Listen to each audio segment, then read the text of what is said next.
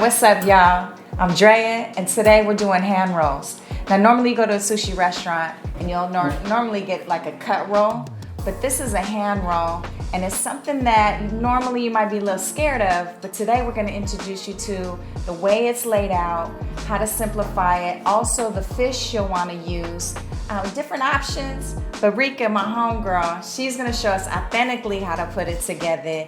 And what do you call a hand roll besides hand roll? It's called, in Japanese, it's called temaki. And te is a hand, maki is a roll. So it's temaki. Ah, there you go. Now, I'm not going to butcher that. I'm going to work on that because I'd like to learn the language. And if you're going to say it right, right? All right, y'all. But we're going to show you how it's laid out. Plus, this is a great way to bring the family together, introduce your babies to healthy food. How could you go wrong with that? And it's flavorful. Shoot, you might not even think it's healthy because it tastes so good, and it's something that you want to do over and over. All right, y'all. Let's show you what's up. So this is the rice I usually use for sushi. And this is the short grain Japanese rice. And it has a little more gluttony, so a little more sticky. It's not a sticky rice, but it has more stickiness to it compared to jasmine rice, which is used in a lot of Chinese food, or basmati rice in Indian food. Yeah. So it's a different type of rice, but this is the good match for the sushi rice. And I like this kind of rice. I prefer it actually. It's easier to use with your chopsticks. Yeah, and stuff, yeah, right? Nothing falls, off. Like right. when you do the sushi, you need to bond, otherwise it just keeps falling. Yeah. So. So if you're making sushi and you find it's falling apart, it's probably your rice is messed up. Anyway, yeah. Okay, this is the rice, and here's the kelp. It's actually you can buy at Japanese markets, and this is the kelp, the dried kelp, and there's a different kinds, but this is from Hokkaido in Japan, and that's the place famous for having this kelp. Oh, okay. Okay, and I usually use this when I cook the rice. Just a small piece is fine, but that enhances the flavor. Ooh, yeah. Of the now, rice. is this what you find like when you got your miso soup? Yes. Oh, y'all hear that? Okay. Which, by the way, she's gonna show us what's up with some miso soup too. So I'm excited. Okay. And here's the sake, and I usually use the sake for cooking. And of course, after you cook it, alcohol part will evaporate, but the flavor will stay. Ooh, and that will make the maybe small difference, but that at the end makes the bigger difference with other ingredients. So I find that I've tried sushi before, but it just didn't taste the same. It was like, I don't know what it is. It seems like I have all the ingredients. It rolled up great. This is a cut roll, what I'm talking about. But there was a missing flavor that I couldn't figure out. Well, this is what it is, So anyways, we're getting little tricks of the trade right here. So pay attention. Okay. So first you need to rinse the rice or wash the rice.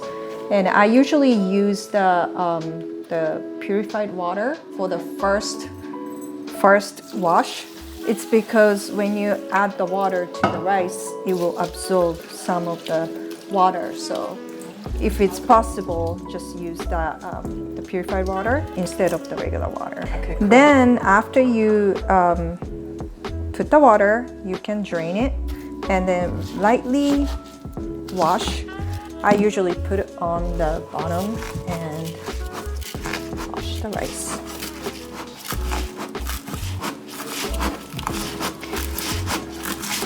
And it's better not to use whisks and other spatula type of thing to wash the rice because it will break the rice. So just gently wash the rice like that. And then when you rinse it, you can just use the regular water from the second time. Usually like 3 times. It's good. It's good. So after you rinse, this is another important part to cook the good rice is you leave this about 30 minutes to an hour. So to allow rice grains to absorb all the water. The rice cooker has that function already. So once you put it in and set, usually first 20-30 minutes, they just make it sit to absorb the water. So it doesn't have to sit out here. You can actually just wash it, put it in, and it will do it for you. Yes. Ah, okay. Yeah. Make the surface flat and add the kelp on the top and another. Umami. I'm all about the umami, girl. And also, I can use about 1 tablespoon of sake for this rice cooker. You can select the menu to sushi and you start. And just wait 69 minutes and it will be done.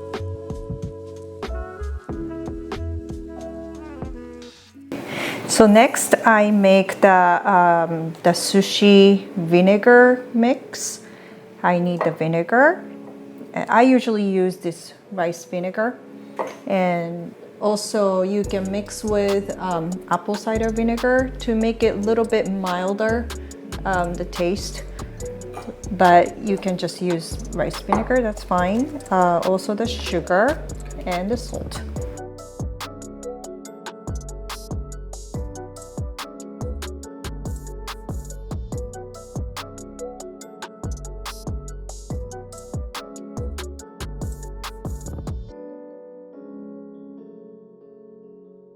Needs to go over the stove and dissolve all the sugar and salt without boiling it. So as long as it dissolves, that's all you need. It's about dissolved, as you can see. Then you can just turn off the heat and cool it down. Okay. And by the time the rice will be cooked, this will be cooled down. Right, so for a quicker version of what she's making, they sell it at the store. So this would be a good brand, a good substitute in case you just want to kind of get more of a quicker version of this recipe. So wanted to share that with you.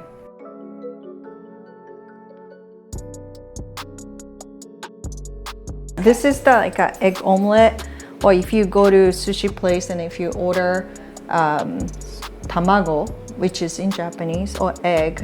It's okay. Okay, so I use for 1 egg omelette, I use 3 eggs.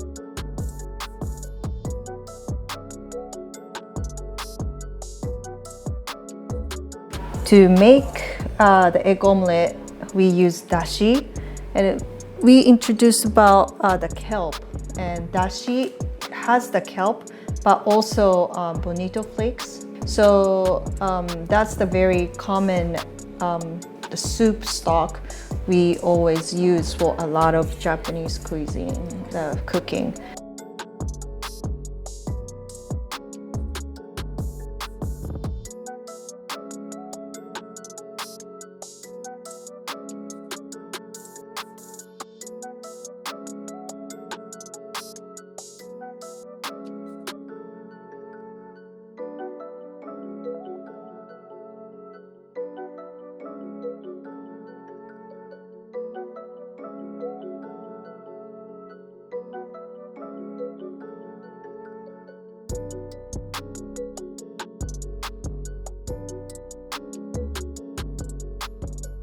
Okay, so here's the, I don't know the bowl, but made with wood. And we use this to make the sushi rice because excess moisture would be absorbed into the bowl. So that's the reason a lot of sushi chefs use this. So now you put all the rice in the bowl. You can use any type of bowl, that's totally fine. And then the mixture you made, you just pour in.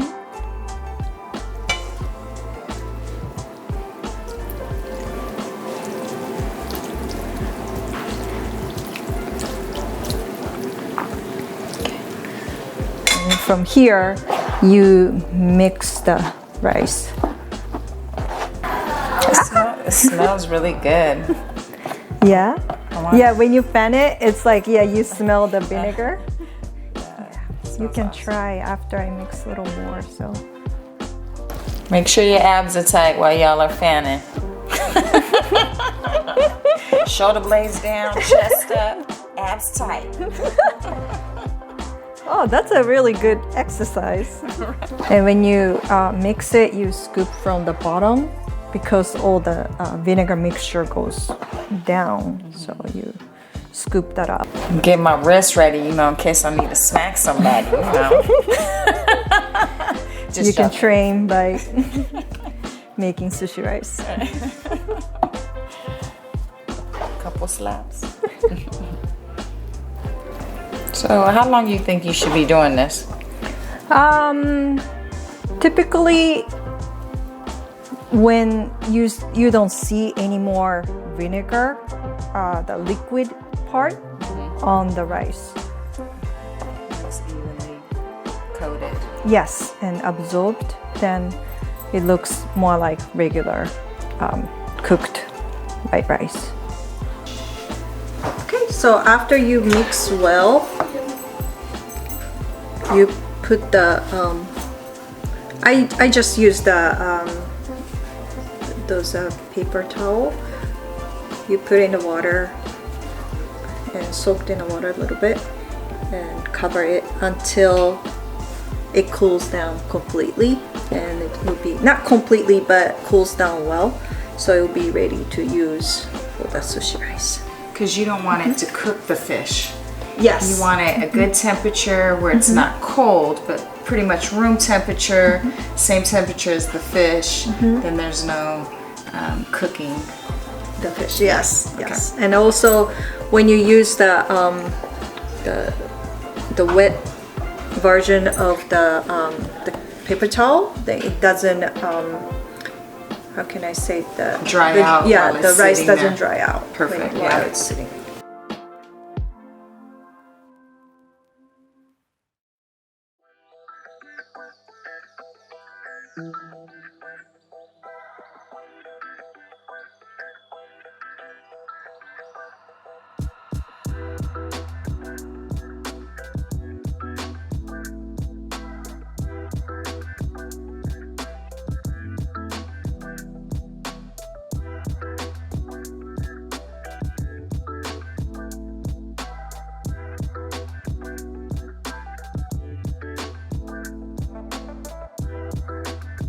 These vegetables have a lot of water content, so you put it in the small bowl and sprinkle some salt to reduce the water.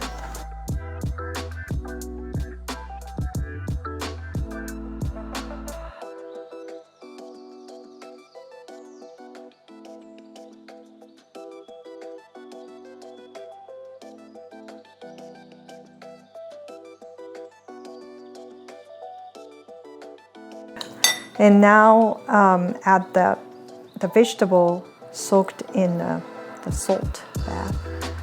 So you just need to grab some amount and then squeeze to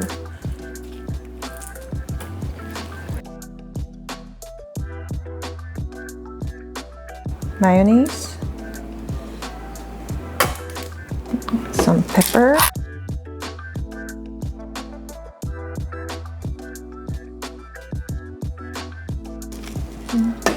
The salt is probably don't need to use that much because we already used the salt in the cucumber and the onion.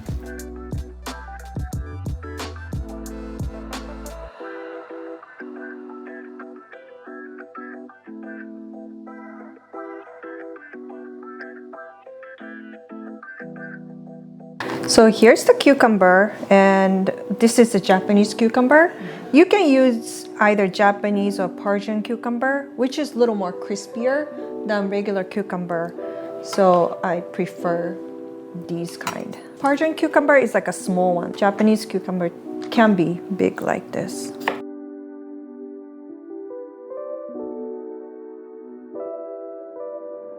So this one is also another garnish. It has a little bit of peppery flavor.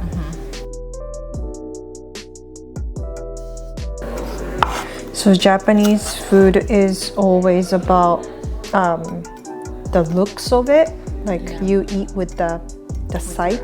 Yeah, with the eyes. So even it's the same ingredients, you cut differently. Sometimes you cut this way, sometimes other way, just to make it look good on specific things.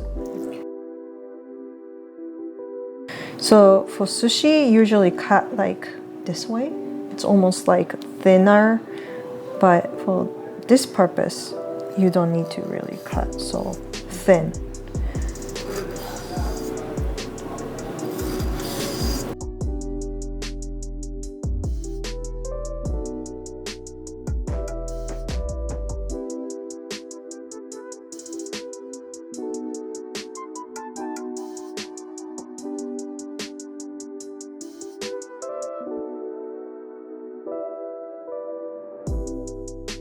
One sheet of nori, and then you put the rice, sushi rice, on this left side, like this. Don't need to be too thick because otherwise you cannot roll it. Otherwise, you just put it. This might be already too much.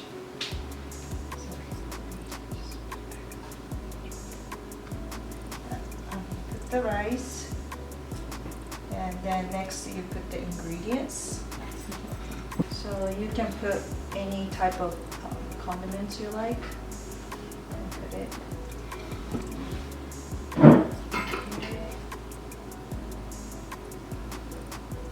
As much as you want, but not too much, otherwise it won't close. On this side, you make it to the other side. Then you just roll it all the way. Then becomes the third one. Yay. Sorry, it's not that pretty, but Yeah, perfect.